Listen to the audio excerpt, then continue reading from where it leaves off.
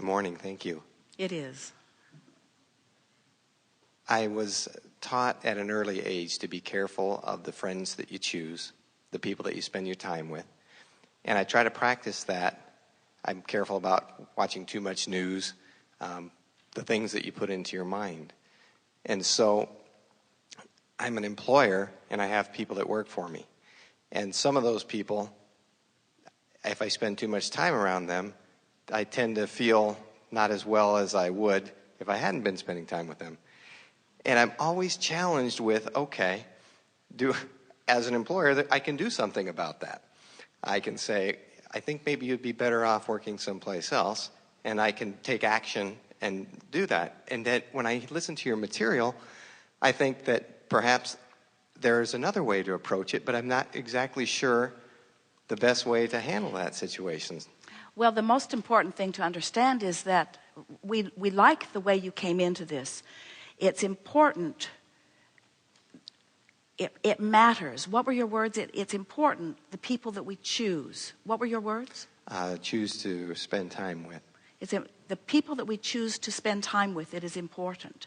And we just want to back up a little bit and remind you that there's something that you are forgetting a little bit, and that is that you're choosing at a vibrational level that you're not even recognizing. You're not choosing in the way you think you're choosing. By the time it gets to the point where you're taking action and saying, I won't watch that television program, or I won't go with that person, or I'll limit the amount of news, that's trying to monitor and control your behavior, which if it doesn't have a vibrational supportive basis, then it's a current that's too big to buck, and then you're just exhausted all the time. It's like trying to hold wild horses back.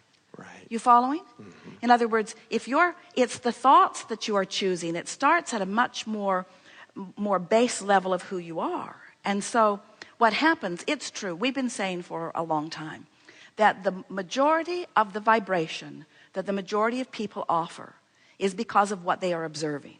Right. So now let's break this down a little more. What you're observing means you're offering a vibration about it. And as you offer a vibration about it, it equals your point of attraction. And as it equals your point of attraction, then law of attraction matches you up with things that are like that.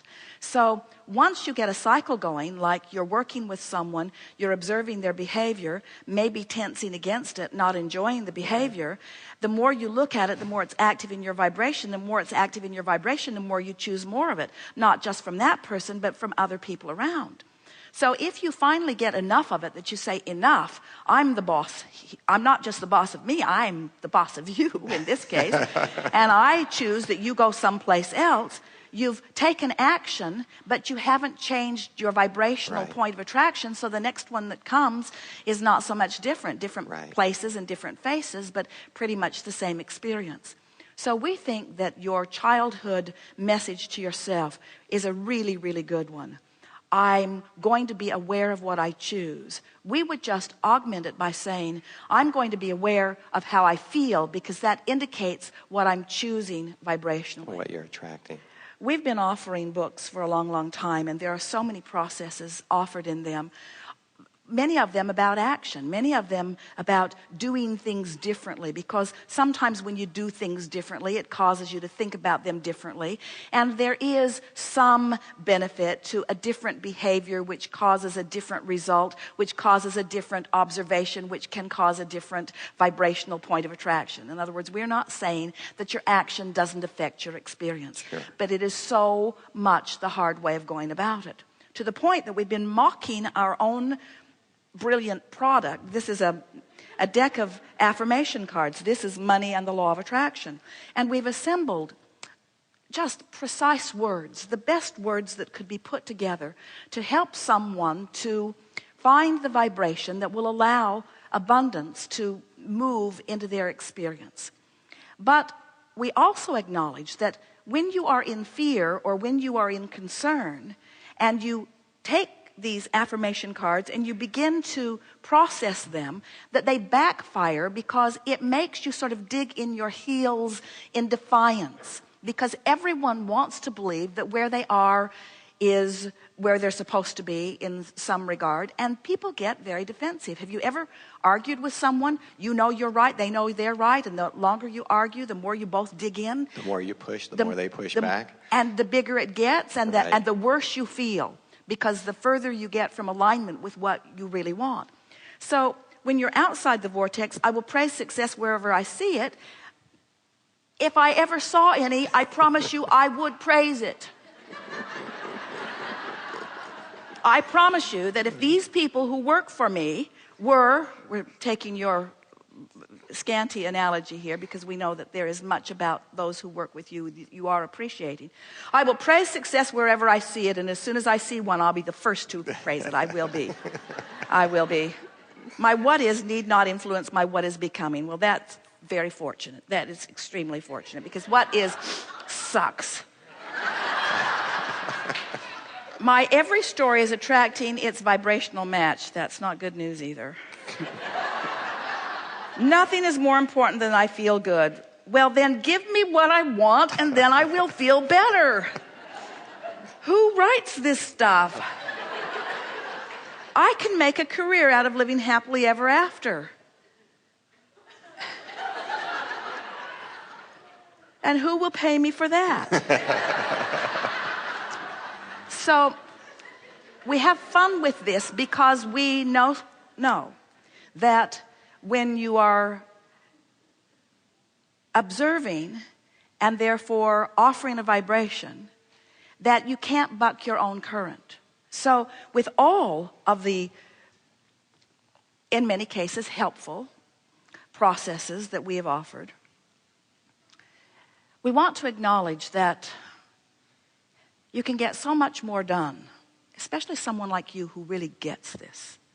You can get so much more done by acknowledging when you are in the vortex, acknowledging when you are in alignment with who you really are, acknowledging that there is no resistance within you in a moment in time, and you can tell because you feel love, or you feel appreciation, or you just feel well-being, or you feel frisky, you feel eager, you feel good. You said good morning, and we said it is, it's a good morning. It is. When you feel that way, that's the time that you want to affirm. That's the time that you want to envision a really productive staff around you. That's when you want to appreciate the benefits and the aspects of everyone with whom you're involved. Because when you're in the vortex and you turn your attention toward those things, you practice that vibration. And it really is practicing the vibration. The more you allow the higher vibration,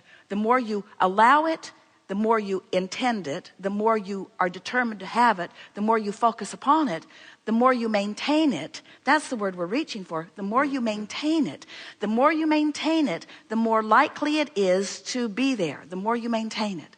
So if you do the majority of your work from inside the vortex, now these are all choices. I'm choosing to milk this conversation in my mind. Jerry and Esther were on the restaurant at the top of this hotel last night, and it revolves ever so slowly, and they were looking around this magnificent city, and the light was just so beautiful, and they have such appreciation for the beauty of the city and the fact that we rendezvoused with them here, and the idea of all of you gathering from all around to play with us today. They were just in heightened appreciation. And when you find yourself in that mode of heightened appreciation, and then you deliberately milk it or savor it or practice it or choose it or choose it or choose it or choose it or choose it, what happens is that vibration within you just becomes a part of you, and your point of attraction then reflects that choice, so that the people even who have been bothering you can't give you that part of them, because that's not the part of them that you are choosing in this moment. We would not work hard at trying to offer behavior to control. Right.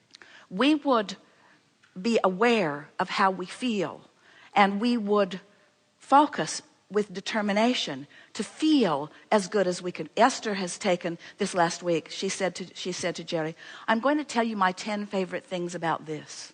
And then she says, I'm going to tell you my 10 favorite things about this. Now I'm going to tell you my 10 favorite things about this. She's just been walking around, telling him her 10 favorite things about this person, about this event, about this place, about this house, about this city. And what a way to choose a vibrational frequency. I'm going to tell you my 10 favorite things about this. My 10 favorite things. What she's queued herself up for. Now, whether he's interested or not, he's going to hear her 10 favorite things about this, you see. My 10 favorite things.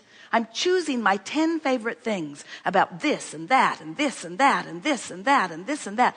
And you do that for a little while, and now you have chosen a frequency that won't yield to you anything except your favorite things about everything. You set a tone. You are your own vibrational emanator of vibration, which makes you your point of attraction, you see. You're choosing through your vibrational countenance. And then just be aware of what those choices are netting you. They will net you better dreams. They will net you better rendezvous. They will net you better timing. They will net you tremendous clarity. They will net you a happy heart. It will net you really productive people around you. It will net you the best of everything. And you have to understand, everything that you have been synthesizing, as you've been sifting through the data of life, all of this life and even before, but as you've been sifting through the data of this life, by knowing what you don't want, you send this rocket of desire into this, what we call this vortex of creation, where this vibrational state of being, this vibrational beingness begins to assemble the cooperative components. And as you are choosing your favorite 10 best things about this and this and this and this and this, what begins to happen is, even on the subjects that you have not defined your 10 favorite things about, because you've found enough things that you are in frequency with who you really are about, because you have made your way into your vortex, because you are now a cooperative component because of what you have been choosing, now the universe has to yield to you your favorite things about everything. Esther thinks that she thought of telling Jerry about her 10 favorite things in order to attract more favorite things. We would like to say to Esther that from inside the vortex, what she was actually doing was channeling or receiving or interpreting what her vortex is giving her about everything. In other words, that's what her vortex is saying to her. These are your favorite things about this. These are your favorite things about this. We have assembled not just 10, we have assembled all of your favorite things about everything that you have chosen. Everything that you have chosen since you were really little. When someone was rude, you chose nicer friends. When you were rude, you chose to be nicer. When you were sick, you chose to be well. When you didn't have enough money, you have chosen. In other words, your favorite things have already been assembled. You have already chosen. So now what you want to do is just relax into what you have chosen by letting it be, allowing it. Allowing it. Aligning, allowing, letting it be. It reminded me of the story I think you told us here in Phoenix the last visit about I think it's the Angry Birds game that you were playing, and then things were flying at you, and it's the same concept. Anything that distracts you from trauma. Angry Birds is a interesting game because, first of all, the birds are angry. And so as you are flinging them. When Esther heard herself say, "Die, pigs, die," she knew she'd gone too far.